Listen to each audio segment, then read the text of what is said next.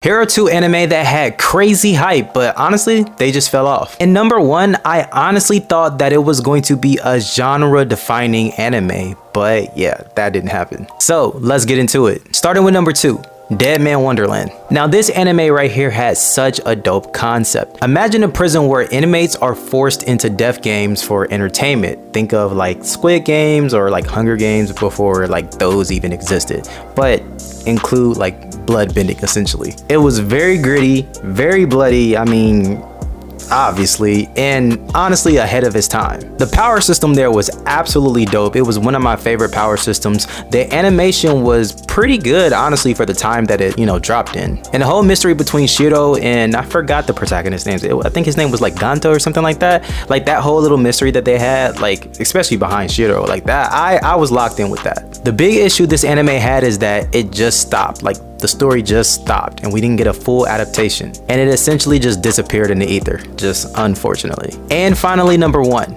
Tower of God. Honestly, this one falls with God of High School, but I've talked about God of High School recently, so I'm just gonna talk about Tower of God. But what I'm saying about Tower of God also applies to God of High School. Now, when this one came out, people thought, well, actually, I thought this was going to be the genre-defining anime for anime of that time. I really thought this was gonna be massive. I really thought this was gonna be the one. I was like, okay, this is going to take Korean anime or just like manhwa to the stratosphere. I really thought that's where we was headed. I love the premise of Tower of God. I love the art style. I love the soundtrack that we could hear so far. I love the trailers. Like I loved everything that was going on, and you could see the hype within the community. Like, TikTok this was I believe during COVID, so TikTok was booming and you could see the community like getting really hyped for it. But regardless, this was the one that I really thought like, okay,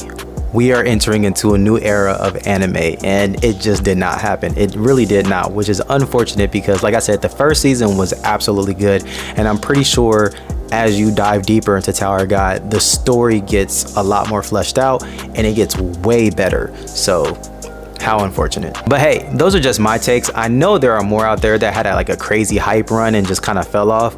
Let me know your thoughts in the comment section and let's talk about it.